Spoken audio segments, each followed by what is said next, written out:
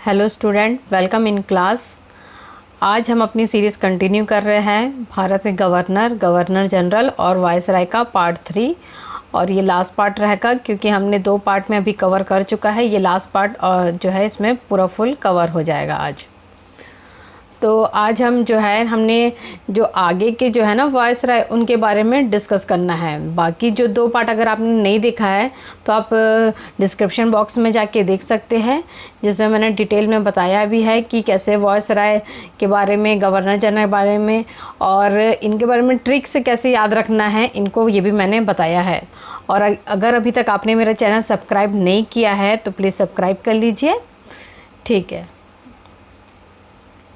अब हम देखते हैं हमारा जो है लॉर्ड लैंसडाउन, ठीक है। नेक्स्ट क्या है, ये हमारा लॉर्ड लैंसडाउन जो है ये हमारा वायसराय है। इनके बारे में अब हम पढ़ते हैं कि इन्होंने क्या किया था। 1890 को इनके द्वारा भारतीय रेलवे एक्ट पारित हुआ। और क्या हुआ इनके इसमें, दूसरा कारखाना अधिनियम आया, ठीक है, जिसमें काम करने वालों के जो समय था वो तय किया गया। पहला भी हमने देखा था, पहला अधिनियम जो आया था वो कब आया था, ये हमने लास्ट वीडियो में देख लिया था प्रथम। आज हम देख रहे हैं दूसरा कारखाना अधिनियम। और क्या हुआ था इनके इसमें, देखो, भारत और अफ़गानिस्तान के बीच जो है वो डुरंट रेखा जो है वो खींची गई थी। यानी जो रेखा खींची गई थी उसका नाम क्या था, डुरंट रेखा। अब ये भी पूछा जाता है कि ये किसके शासनकाल में डुरंट रेखा जो है वो उसका निर्धारण किया गया। तो ये किसके इसमें आएगा, लैंसडाउन, ठीक है, लैंसडाउन। अब डाउन मतलब किससे रिलेटेड हो गया, ये ज़मीन से रिलेटेड हो गया। डाउन टू अर्थ बोला जाता है ना, तो डाउन टू अर्थ यानी डाउन मतलब ज़मीन में क्या खींचा गया, ज़मीन में रेखा खींचा गया, वो भी कौन सा, डुरंट रेखा। अब ये बन गया ट्रिक। और देखो दूसरा क्या हो रहा है कि दूसरा कारखाना अधिनियम हो रहा है। इसमें समय सीमा क्या किया गया है, कम किया गया है। समय को, काम करने का जो समय है वो तय किया गया। मतलब पहले ज़्यादा समय तक काम कराते थे, अब क्या हो गया, थोड़ा समय सीमा बनाया गया कि इस समय में काम करना, यानी समय सीमा का निर्धारण हुआ और समय क्या किया गया, कम किया गया।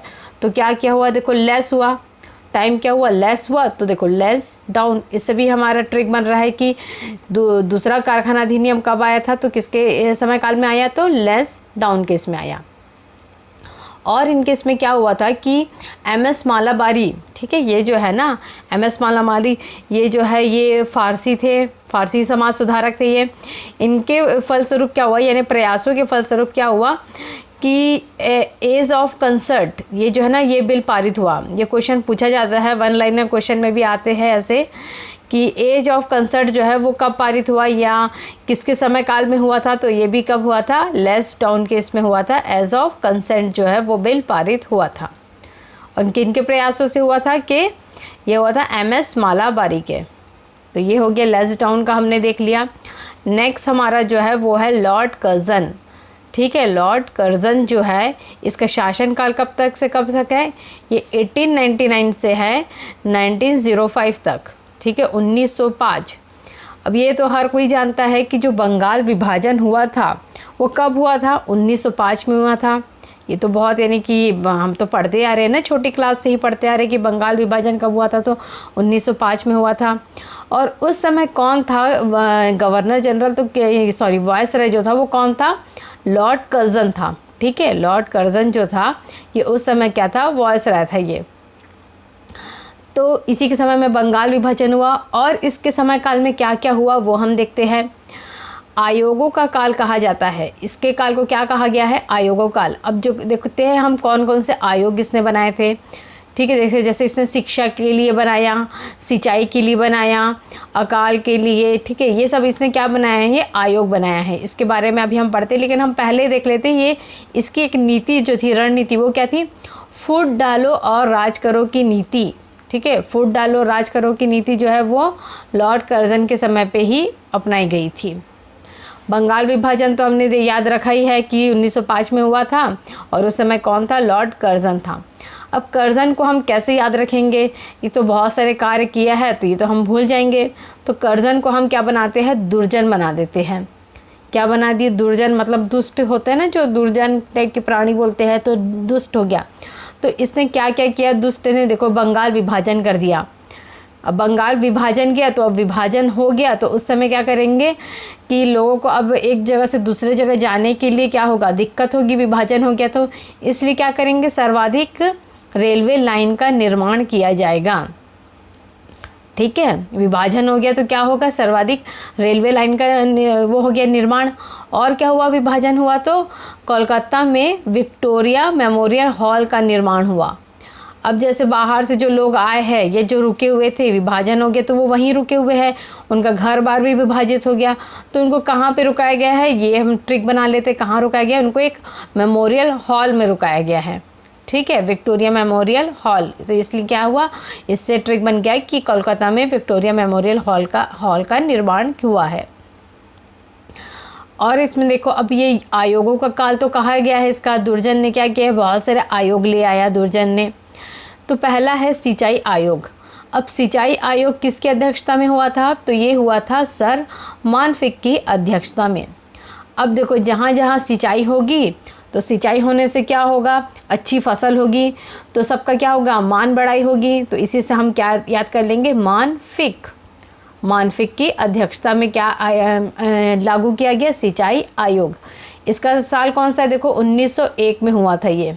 ठीक है, 1901 में ये आया। कब था, 1899 में आया। उसके 2 साल के बाद देखो इसने प्लानिंग वगैरह सब किया होगा, इसके 2 साल तक प्लानिंग चली, उसके बाद 1901 में स्टार्ट हुआ इसके आयोगों का काल। तो सिंचाई आयोग पहला है। दूसरा आता है 1902 में शिक्षा का रैले आयोग। क्या आ गया ये, शिक्षा का रैले आयोग। अब शिक्षा को रैले आयोग से कैसे जोड़ेंगे, देखो शिक्षा मतलब स्कूल से रिलेटेड हो गया, स्कूल में क्या निकलती है, रैलियाँ निकलती हैं बच्चों की, तो उसको हम जो लिंक कर देते हैं कि शिक्षा का क्या आ जाएगा, रैले आयोग। अब देखो ये क्या है, दूसरा पुलिस सुधार आयोग था एक। ठीक है, यानी पुलिस सुधार हेतु कौन सा आयोग आया, ये एंड्रियो फ्रेंजर आयोग। अब देखो ये नाम ही किसी कर्नल का नाम है ऐसा लग रहा है ना, एंड्रियो फ्रेजर, बहुत ही एकदम दुर्जन टाइप का लग रहा है, ये भी एकदम बड़ी बड़ी मूछों वाला फ्रेजर ऐसा। तो ये किससे रिलेटेड हो गया, पुलिस से, तो ये पुलिस सुधार हेतु लाया गया एंड्रियो फ्रेंजर आयोग। नेक्स्ट है अकाल के लिए कौन सा आयोग लाया गया, देखो अकाल अगर पड़ता है तो उस समय कौन सा आयोग कार्य करेगा, तो मैकडॉनर।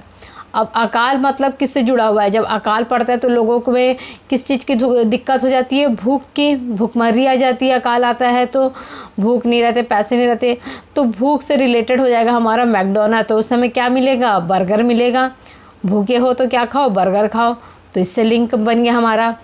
देखो हर को लिंक से याद करते रहेंगे तो कौन सा आयोग, अगर ये सही विकल्प जो जोड़ी बनाओ आता है ना, उसमें बिल्कुल याद रहेगा परफेक्ट। सिंचाई का मानफिक, शिक्षा का रैले, पुलिस का एंड्रियो फ्रेजर, अकाल के समय तो मैकडॉनल्ड का बर्गर, ऐसा याद रखना है। अब रॉबर्टसन आयोग, देखो रॉबर्टसन आयोग, तो रॉबर्ट नाम का पर्सन है, वो किससे जा रहा है, रेल से जा रहा है, ट्रेन में बैठ के जा रहा है, तो इससे देखो ये भी र से है, रेलवे भी र से, तो ये रॉबर्टसन आयोग कब आया था, रेलवे के लिए आया था। तो यहाँ इसके आयोगों वाला जो है वो हमने पूरा कवर कर लिया है। अब इसमें एक और चीज़ बहुत बड़ी हुई है, ये हुआ है प्राचीन स्मारक सुरक्षा एक्ट भी लाया गया था इसके इसमें। तो इसको कैसे याद रखेंगे, क्योंकि जब क्वेश्चन अगर पूछा गया प्राचीन स्मारक सुरक्षा एक्ट किसके समय आया था या कब आया था, तो हमें जो है वो याद नहीं आएगा। क्यों, क्योंकि बहुत सारे वायसराय, गवर्नर जनरल के नाम देख के कन्फ्यूज़न हो जाता है। अब इसको हम लिंक करते हैं। देखो कर्जन, इसको हमने क्या बनाया था, एक तो दुर्जन बना लिया था, अब इसके नाम के साथ और हम लोग कुछ बना लेते हैं लिंक। तो कर्जन को हम बना देखेंगे, देखो जर्जर। ठीक है, जर्जर हालत में रहती है ना, जो पुरानी जो रहती है इमारतें, वो कैसी रहती है, जर्जर हालत में, तो ये कर्जन को हमने बना दिया जर्जर। तो इससे याद रखेंगे कि जो पुरानी स्मारक क्या रहती है, वो जर्जर हालत में रहती है, तो उनकी सुरक्षा, उनको प्रोटेक्शन प्रदान करना ज़रूरी है, क्योंकि सुरक्षा प्रदान करेंगे तभी वो अच्छी हालत में रहेंगे, तभी हम लोग तो देख पाएंगे ना कि हमारे पुराने इतिहास में जो भी इमारतें बनी हैं वो अभी भी क्या है, सुरक्षित है। उनको देख के पता चलता है कि हमारे इतिहास में कितने सारी इमारतों का निर्माण हुआ है। तो इसलिए जो है जर्जर इमारतों का क्या हुआ है, यहाँ पे प्रोटेक्शन किया गया, इसलिए एक अधिनियम बना है। तो ये हमें बिल्कुल याद हो गया कर्जन का भी। नेक्स्ट हम देखते हैं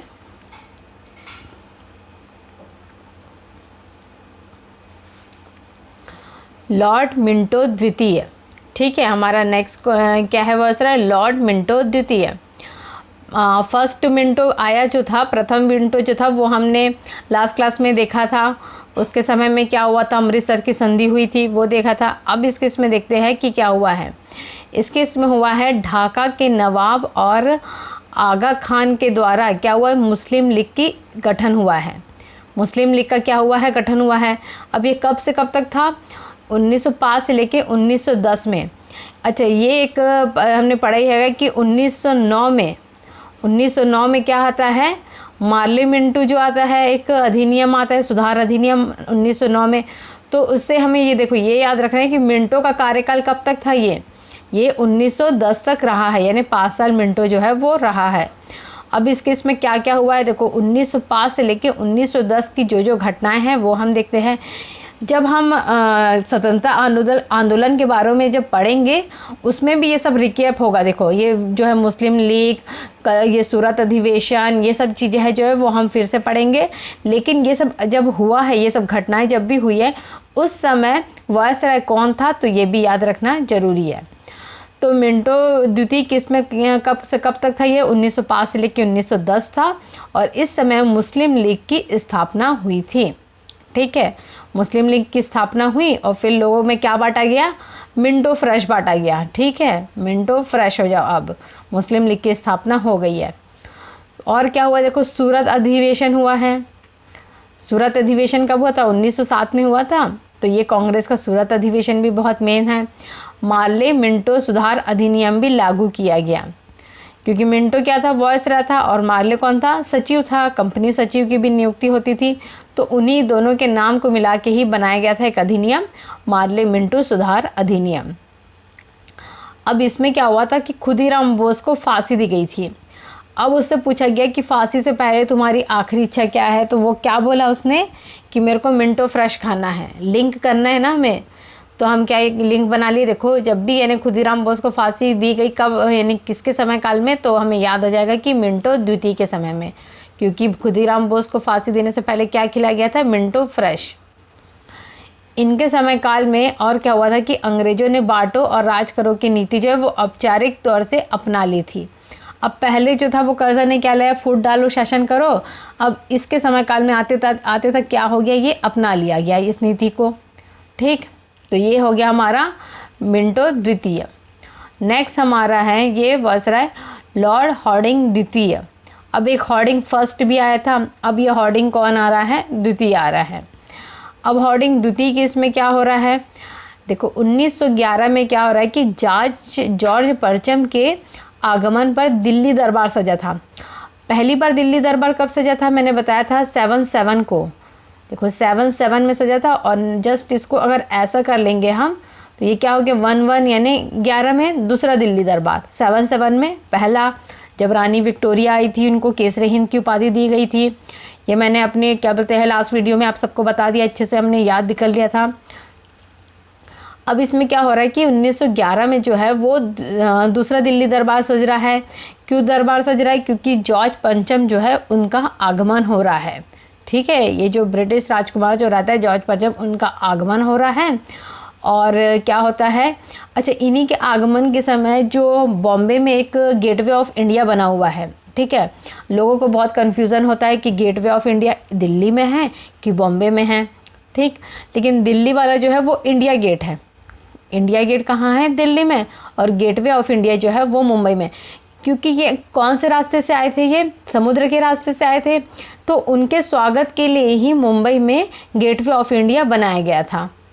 ठीक, और दिल्ली दरबार सजा कहाँ था, दिल्ली में सजा था। तो इसी समय क्या हुआ था कि इन्होंने घोषणा कर दी थी कि जो राजधानी है वो कोलकाता से कहाँ कर दी जाएगी शिफ्ट, दिल्ली शिफ्ट कर दी जाएगी। ठीक है, और क्या हुआ था, जो बंगाल विभाजन का जो निर्णय हुआ था ना 1905 में कर्जन के समय काल में, उसको क्या किया था, ये जॉर्ज पंचम ने क्या कर दिया था, रद्द कर दिया था। ठीक है, मतलब अब ये विभाजन नहीं होगा। लेकिन बाद में क्या हुआ था कि विभाजन कैसे हुआ था कि बंगाल, बिहार, ये सबको मिला के, उड़ीसा, ये सबको मिला के क्या किया गया था, यानी कि क्षेत्रीय जो है ना उन भाषाओं के आधार पर इनका विभाजन किया गया था, क्षेत्रीय भाषाओं के आधार पर।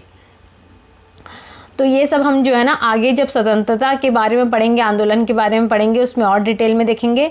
अभी हम सिर्फ वन लाइनर में याद कर लेते हैं कि होर्डिंग के समय में और क्या क्या मेन चीज़ हुआ था वो देख लेते हैं। देखो 1914 में क्या हुआ था, प्रथम विश्व युद्ध का प्रारंभ हुआ था। तो ये भी कब हुआ था, होर्डिंग के समय में हुआ था, क्योंकि होर्डिंग कब से कब तक था, देखो 10 से लेके 16 तक होर्डिंग था। इसके बाद देखो उसी बीच में क्या हुआ कि 1915 में कौन आते हैं, गांधी जी का आगमन हो जाता है। गांधी जी दक्षिण अफ्रीका गए थे। उसके बाद क्या होता है, गांधी जी का आगमन हो जाता है। ठीक है, तो गांधी जी का आगमन जब होता है 9 जनवरी को गांधी जी का आगमन होता है, उसी समय क्या मनाया जाता है, ये प्रवासी दिवस मनाया जाता है। तो ये सब जो है हम गांधी जी का जब पढ़ेंगे गांधी युग, उसमें भी हम कवर करेंगे ये सबको। फिलहाल हमें याद रखना है कि गांधी जी का आगमन कब हुआ था, 1915 में हुआ था, होर्डिंग के समय में। अब जो होर्डिंग से रिलेटेड है ना, उसको हम कैसे याद किए थे लास्ट टाइम। जो होर्डिंग प्रथम आया था तो उसने क्या किया था, रविवार को छुट्टी यानी अवकाश घोषित किया था, तो बड़े बड़े होर्डिंग बना दिया था उसने। तो इसमें भी हम क्या करते हैं, बड़े बड़े होर्डिंग लगा दिए हैं। क्यों, कौन आ रहा है, जॉर्ज पंजम आ रहा है, और वो क्या करने वाला है, बंगाल विभाजन को रद्द करेगा, दिल्ली को राजधानी बनाएगा, और क्या होगा, प्रथम विश्व युद्ध के प्रारंभ होगा। इस केस में होर्डिंग यानी बड़े बड़े होर्डिंग में लिखा जा रहा है। गांधी जी वापस आ रहे हैं, उसको भी हम इमेजिन करेंगे, बड़े बड़े होर्डिंग में लिखा हुआ है कि गांधी जी वापस आ रहे हैं, दक्षिण अफ्रीका से भारत आगमन हो रहा है उनका। ठीक है, और क्या हुआ था इनके इसमें नारायण हिंदू विश्वविद्यालय की नींव रखी गई थी। तो किसने रखा था, ये मदन मोहन मालवीय ने रखा था। ठीक है, ये हमने देख ही लिया होर्डिंग के बारे में।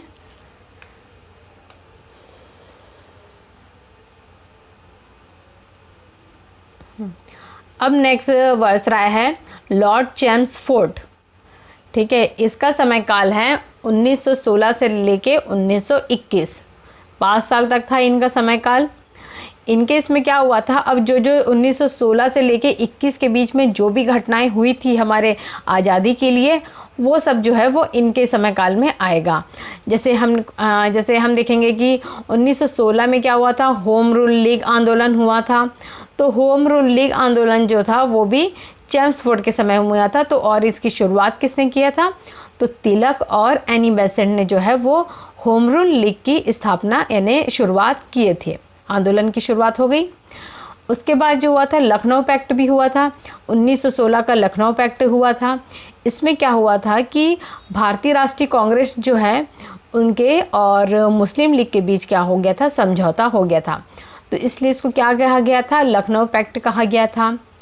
और आगे देखते हैं हम कि अलीगढ़ मुस्लिम विश्वविद्यालय की स्थापना हो रही है। उसमें क्या हो रहा था, नारायण हिंदू विश्वविद्यालय की स्थापना हो रही है, इसमें अलीगढ़ मुस्लिम विश्वविद्यालय की स्थापना हो रही है। और किसके, देखो महिलाओं के लिए भी हो रही है, मुस्लिम वर्ग के लिए तो हो गया विश्वविद्यालय, अब महिला वर्ग के लिए भी विश्वविद्यालय की स्थापना हो रही है। वो भी कहाँ पर, पुणे में हो रही है महिलाओं के लिए विश्वविद्यालय की स्थापना। और इस समय 1916 में सैडलर आयोग का भी नियुक्ति हुई है। वो भी किससे संबंधित है, सैडलर आयोग जो है वो शिक्षा से संबंधित है, शिक्षा पर सैडलर आयोग की नियुक्ति की गई। अब देखो जलियांवाला बाग हत्याकांड भी इसी समय आएगा, 1919 में हुआ था जलियांवाला बाग हत्याकांड, ये हम देख लिए हैं। और मार्टेंगो चेम्सफोर्ड सुधार अधिनियम आएगा। जैसे मार्ले मिंटो सुधार अधिनियम आया था 1909 में, तो उसी के 10 साल के बाद आया था मार्टेंगो चेम्सफोर्ड सुधार अधिनियम। मार्टेंगो सचिव था, अब चेम्सफोर्ड जो है वो कौन है, वायसराय है। रोलेक्ट एक्ट भी आया था, बहुत फेमस रोलेक्ट एक्ट आया था, ये कब, 1919 में। खिलाफत आंदोलन भी स्टार्ट हुआ था 1919 में। और बहुत ही मेन असहयोग आंदोलन, गांधी जी के द्वारा असहयोग आंदोलन की शुरुआत कब की गई, 1 अगस्त 1920 में। तो इसमें हमने देखा, देखो 16 से लेके 20 के 1921 तक में जो मेन स्थापना जो हुई, आयोग जो आए, अधिनियम जो आए, और कौन से आंदोलन की शुरुआत जो हुई उनके बारे में हमने देख लिया। चेम्सफोर्ड के समय में ही हुआ है खिलाफत आंदोलन, असहयोग आंदोलन। तो चेम्सफोर्ड का समय काल कब से कब है, 16 से लेके 21 तक। ठीक है, नेक्स्ट हम देख लेते हैं। हाँ, अब हम देखते हैं लॉर्ड रेडिंग। लॉर्ड रेडिंग का समय काल कब से कब तक है, तो ये है 1921 से लेके 1926 तक, ठीक है। ये भी कितने साल के लिए है, ये भी 5 साल के लिए है। इससे पहले हमने कर्जन का, मिंटो का, हॉर्डिंग का देख लिया, वो सब भी 5-5 साल के लिए आए थे। और ये जो है रीडिंग, ये भी 5 साल के लिए है। इसके समय काल में क्या होता है कि गांधी जी का जो राजनीतिक है उसमें पूर्ण रूप से प्रवेश हो जाता है। गांधी जी कब आ जाते हैं, 1915 में आ जाते हैं गांधी जी। उसके बाद क्या होता है, उनका राजनीति में प्रवेश हो जाता है। और क्या है देखो, 1919 में क्या होता है कि रोलेट एक्ट जो है वो वापस ले लिया गया है। रोलेट एक्ट तो आता है लेकिन उसमें कुछ दिक्कतें आती है, उसकी वजह से लोगों को बहुत ज़्यादा परेशानी, इसलिए क्या होता है फिर रोलेट एक्ट को वापस ले लिया जाता है। और क्या हुआ था, 1921 में केरल का में जो बहुत बड़ा विद्रोह हुआ था, जिसको क्या बोलते हैं, मोपल्ला विद्रोह, ये बहुत फेमस हुआ था।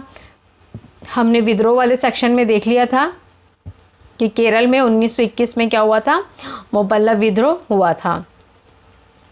1922 में क्या हुआ था, चौरी चौरा कांड हुआ था, ठीक है। ये क्या हुआ था, चौरा चौरी कांड हुआ था। ये इस घटना की वजह से क्या हो गया था, ये देखो, जो बहुत फेमस असहयोग आंदोलन की लहर जो दौड़ी थी लोगों के मन के अंदर, वो क्या हो गया था, इस घटना की वजह से इस आंदोलन को गांधी जी ने वापस ले लिया था।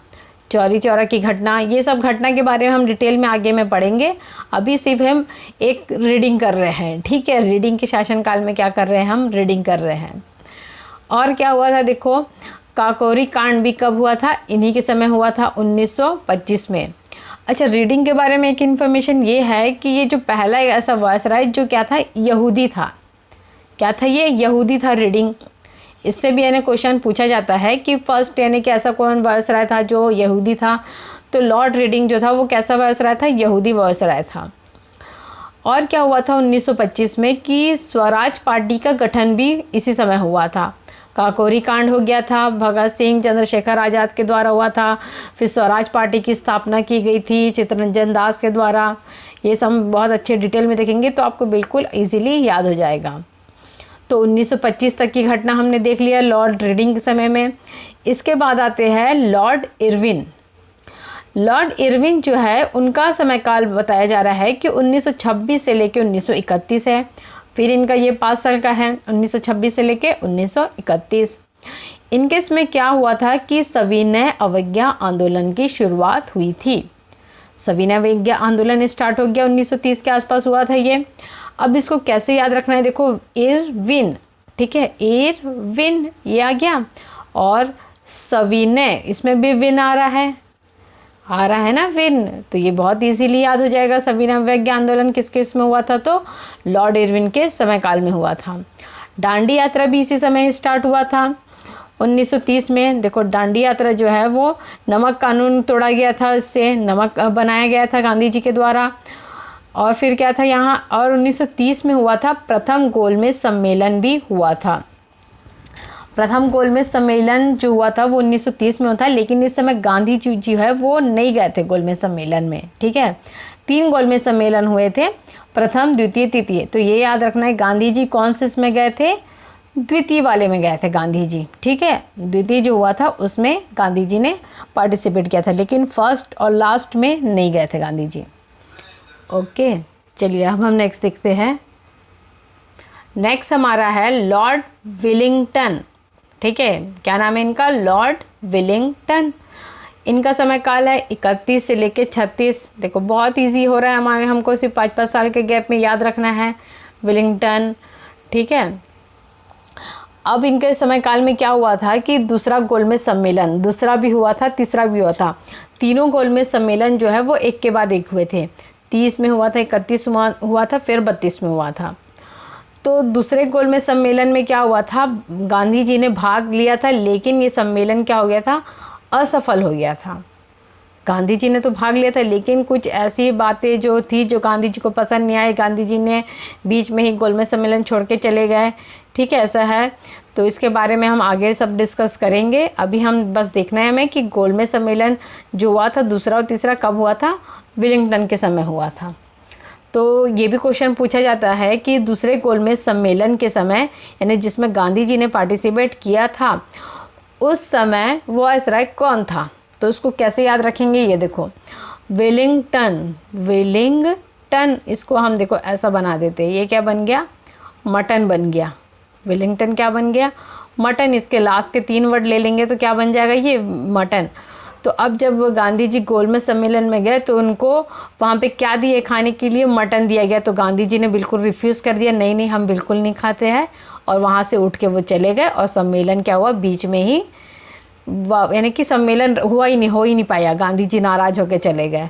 ये हमने बना दिया ट्रिक, ठीक है। तो ये याद होने का ट्रिक बन गया। वेलिंगटन किस समय था, गोलमेज सम्मेलन में जब गांधी जी ने भाग लिया था उस समय। और क्या है देखो, रंजे मैकडॉनल्ड, अब जो मंगाया गया था वो कहाँ से मंगाया गया था, मैकडॉनल्ड से मंगाया गया था। ये ट्रिक बना लेते हैं हम, जो मंगाया गया था, कहते हैं ये जो नॉनवेज जो मंगाया गया था वो कहाँ से मंगाया गया था, मैकडॉनल्ड से। तो इसको याद रख लेंगे हम, रंजे मैकडॉनल्ड द्वारा कम्युनल अवार्ड की भी घोषणा की गई थी। ये सिर्फ एक ट्रिक के माध्यम से याद रखना है, इसको सीरियसली बिल्कुल नहीं लेना ये सब ट्रिक को, ठीक है। ये हमें याद रखने के माध्यम से हम पढ़ा रहे हैं, ऐसा इसका किसी की भावनाओं को ठेस पहुंचाने का कोई जरिया नहीं है। नेक्स्ट जो हुआ था, ये हुआ था 1932 में हुआ था। महात्मा गांधी और अंबेडकर जी के बीच में क्या हुआ था, पूना समझौता हुआ था। क्या हुआ था इसमें, पूना समझौता जो हुआ था वो महात्मा गांधी और अंबेडकर जी के बीच में हुआ था 1932 में। जब गांधी जी जेल में थे, पूना जेल में थे, उस समय अंबेडकर जी से आके मिलते हैं कि जो है जो छुआछूत की जो चल रहा था ना, या जो निचले वर्ग जो रहते थे, जाति का भेदभाव वगैरह, उनके लिए ये पूना पैक्ट हुआ था। तो ये सब डिटेल में हम अच्छे से पढ़ेंगे आगे। तो अभी हमें फ़िलहाल याद रखना है कि महात्मा गांधी और अंबेडकर जी के बीच में जब पूना पैक्ट हुआ था उस समय भी कौन थे, वेलिंगटन ही क्या थे, वायसराय थे। बर्मा जो है वो भारत से अलग हुआ था, 1935 में अलग हो गया था बर्मा भारत से। तो उस समय भी कौन था, वेलिंगटन ही था, ठीक। तो इतनी इन्फॉर्मेशन थी वेलिंगटन के बारे में मेन। नेक्स्ट हम देख लेते हैं Lord Linlithgow. Okay, Linlithgow, Linlithgow के बारे में अब हम पढ़ते हैं कि ये कब से कब तक था। तो ये 36 से लेके 44 तक था, 1936 से लेके 1944 तक ये बने रहे। इनके समय काल में होता है कि जो सुभाष चंद्र बोस जो है वो 1939 में कांग्रेस छोड़ के क्या करते हैं, फॉरवर्ड ब्लॉक की यानी कि नाम की जो अलग पार्टी रहती है उसकी स्थापना कर देते हैं। 1939 में जो हुआ था कांग्रेस अधिवेशन हुआ था, जिसको त्रिपुरी संकट के नाम से जाना जाता है। 1935 में जो हुआ था ना कांग्रेस अधिवेशन, उसकी अध्यक्षता कौन कर रहे थे, सुभाष चंद्र बोस ही कर रहे थे। लेकिन कुछ ऐसी बातें कुछ हुई जो उनको पसंद नहीं आई और उन्होंने उस अधिवेशन को छोड़ दिया, मतलब कांग्रेस का जो है वो छोड़ के अपना एक दूसरी ही पार्टी बना लिया, फॉरवर्ड ब्लॉक नाम की एक पार्टी बना लिया उन्होंने। तो इसीलिए क्या कहा जाता है कि जो 39 है उसमें क्या हुआ था, त्रिपुरी संकट हुआ था और फॉरवर्ड ब्लॉक का गठन भी उसी समय हुआ था।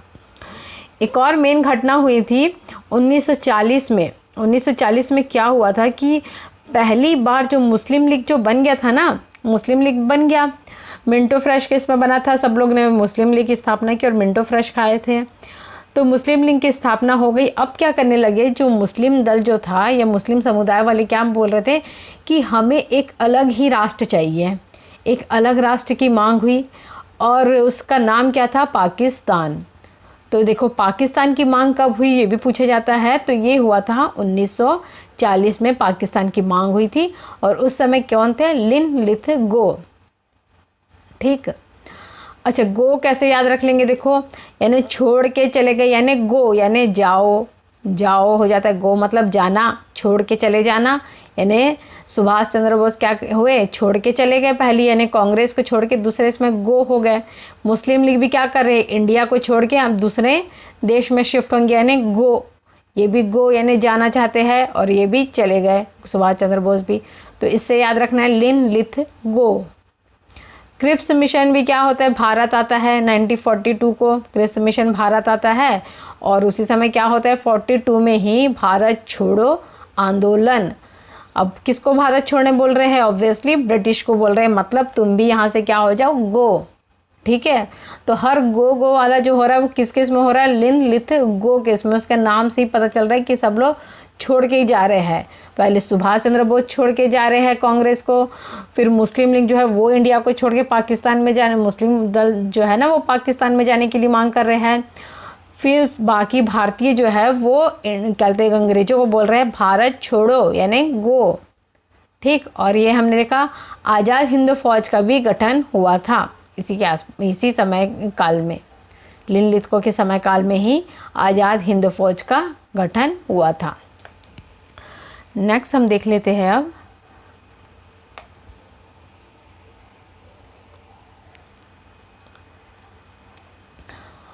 Lord Wavell. लॉर्ड वेवेल का समय काल कब है? देखो 44 से 47 देख के एकदम आज़ादी वाली फीलिंग आ गई। क्यों? एकदम अब इनका समय काल समाप्त हो रहा है, अब हमें आज़ादी मिलने वाली है। अब जो है लॉर्ड वेवेल आ गए हैं। इनके इसमें क्या हुआ, सब चीज़ वेल होना चाहिए। अब तो वेवेल आ गया तो इंडिया में स्वतंत्रता के आसपास तो आ ही गए ना हम। अब सब चीज़ क्या होगा, वेल होगा, अच्छा होगा। तो क्या हुआ 45 में शिमला समझौता हुआ और क्या हुआ है, वेवेल प्लान हुआ। अब इसने अपने नाम के हिसाब से ही क्या किया, वेवेल प्लान बनाया। और कहाँ बनाया वो भी, यानी उसी को कहा जाता है शिमला समझौता और वेवेल प्लान जो है वो एक ही चीज़ को कहा जाता है, क्योंकि वो कहाँ हुआ था, शिमला में हुआ था। 46 में क्या होता है, कैबिनेट मिशन जो है वो भारत आता है, ठीक है। क्रिप्स मिशन कब आता है, 42 में आता है। कैबिनेट मिशन कब आता है, तो 46 में आता है। अब क्या होता है कि जो मुस्लिम लीग जो है उनके द्वारा सीधी कार्यवाही दिवस का आयोजन किया जाता है। मुस्लिम लीग के द्वारा सीधी कार्यवाही का दिवस का आयोजन किया गया है। और इस समय क्या होता है कि ब्रिटिश प्रधानमंत्री इटली जो है वो यानी कि घोषणा कर देते हैं कि भारत को जो है हम जून 1948 से पहले क्या कर देंगे, स्वतंत्र कर देंगे। वाह, ये तो बहुत अच्छी यानी कि अच्छी खबर लग रही ना, बहुत वेल न्यूज़। तो इसलिए कब हो रहा है ये, वेवेल की इसमें ही आ रही है अच्छी न्यूज़ भी। तो ये याद रखना है हमें, वेवेल की इसमें ही घोषणा हुई थी ब्रिटिश प्रधानमंत्री इटली के द्वारा कि 1948 में भारत को स्वतंत्र कर दिया जाएगा। कब, जून 1948 से पहले, ठीक। अब क्या किया गया इसमें, नेहरू जी के द्वारा ही अंतरिम सरकार का गठन भी हुआ। जब यानी कि स्वतंत्रता की प्लानिंग चल रही थी तो अंतरिम सरकार जो है यानी इसमें कौन कौन से नेता रहेंगे वो सबका भी गठन हो गया नेहरू जी के द्वारा, ठीक है। नेक्स्ट हम देखते हैं लॉर्ड माउंटबेटन। अब ये माउंटबेटन कब से कब तक है, देखो 1947 से 48 तक, मतलब स्वतंत्रता प्राप्त हो गई उसके बाद भी ये बने रहे। तो 3 जून 1947 को माउंटबेटन योजना के तहत भारत के विभाजन की क्या हो गई, घोषणा हो गई। मतलब भारत 2 भागों में विभाजित होगा, इंडिया एंड पाकिस्तान। तो ये कब हुआ था, ये 3 जून 47 को घोषणा हो गई थी भारत के विभाजन की। अब क्या होता है, देखो एक एक महीने में कुछ ना कुछ चेंजेस होते जा रहे हैं, क्योंकि अब स्वतंत्रता के पास आ रहे हैं हम, हमें आज़ादी मिलने वाली है। तो जून में हो गया, फिर जुलाई में क्या होता है कि 1947 जो है इसमें ब्रिटिश संसद में भारतीय स्वतंत्रता अधिनियम प्रस्तुत किया जाता है, ठीक है। भारतीय स्वतंत्रता अधिनियम प्रस्तुत किया जाता है, जिसके आधार पे क्या बनता है, हमारा नियम कानून जो बनते हैं ना वो सब इसी के आधार पे ही बनते हैं। और क्या हुआ था कि 18 जुलाई 1947 को पारित करके जो था यानी कि अधिनियम पारित करके क्या हो गया, भारत की घोषणा, स्वतंत्रता की घोषणा कर दी गई। अब भारत को स्वतंत्र कर दिया जाएगा, ऐसा अधिनियम पारित कर दिया गया। अब देखते हैं जो लॉर्ड माउंटबेटन जो है वो क्या हो गया, अब अंतिम वॉइसराय हो गई ये, क्योंकि इनके बाद तो अब कोई बना ही नहीं, इंडिया आज़ाद होने वाला था तो इंडिया आज़ाद हो गया और ये क्या हो गए, माउंटबेटन सबसे लास्ट वॉइसराय कहलाए। लेकिन इनके बाद क्या होता है कि अच्छा ये जो है वॉइसराय की पदवी समाप्त हो गई, ये अंतिम वॉइसराय कहलाए गए। लेकिन ये क्या है, स्वतंत्र भारत के प्रथम गवर्नर जनरल भी कौन है, यही है। क्योंकि अब क्या होता है, गवर्नर जनरल की पोस्ट फिर से आ गई है। अब ज़्यादा कंफ्यूज बिल्कुल नहीं होना है कि ये फिर से गवर्नर जनरल कहाँ से आ गया, क्योंकि भारत अब स्वतंत्र हो गया। अब भारत को एक यानी कि ऐसा पर्सन जो है ना वो थोड़ा अच्छे से रेगुलेट कर सके, तो इसलिए क्या है कि एक गवर्नर जनरल की जो पदवी थी वो रखी गई थी। तो ये ब्रिटिश जो है वो तो जाने की तैयारी में तो थे, लेकिन उन्होंने फिर भी जाते जाते कुछ कुछ नियम कानून जो बनाने थे उसके आधार पे जो है गवर्नर जनरल जो है इनको नियुक्त कर दिया। तो भारत के अगर प्रथम गवर्नर जनरल पूछा गया स्वतंत्र भारत के प्रथम नहीं, स्वतंत्र भारत के है ये गवर्नर जनरल कौन है? माउंटबेटन। ठीक, तो ये माउंटबेटन के बारे में हमने देख लिया। अब हम नेक्स्ट डिस्कस करते हैं चक्रवर्ती राजगोपालाचारी। ठीक है, माउंटबेटन क्या थे? वो तो प्रथम गवर्नर जनरल थे, लेकिन ये कौन थे? ये भारत के अंतिम गवर्नर जनरल हुए। और प्रथम भारतीय गवर्नर जनरल भी कौन थे? यही थे, प्रथम भी थे। और मैंने इंडियन होने वाले जो थे ना, ये इंडियन में तो पहले ही थे, बाकी सब तो अभी तक ब्रिटिश ही बनते आए हैं। तो प्रथम भारतीय गवर्नर जनरल कौन थे? यही थे। और अंतिम भी कौन थे? यही थे, भारत के गवर्नर जनरल। और क्या हुआ 1950 में? क्या होता है कि स्थायी रूप से ये पद जो है वो क्या कर दिया जाता है? समाप्त कर दिया जाता है। गवर्नर जनरल की पोस्ट क्या हो जाती है? अब फिर समाप्त हो जाती है। तो हमारा टॉपिक ही अब कवर हो गया पूरा, गवर्नर जनरल और जो वायसराय था वो सब हमने कवर कर लिया।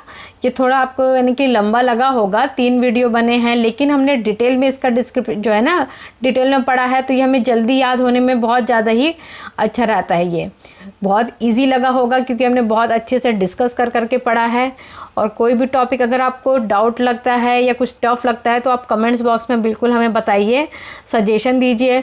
हम इतने यानी कि आपके लिए जो कंटेंट तैयार कर रहे हैं इसके लिए आप एक लाइक तो कर ही सकते हैं और मेरे चैनल को सब्सक्राइब कीजिए। Thank you student, and subscribe my channel.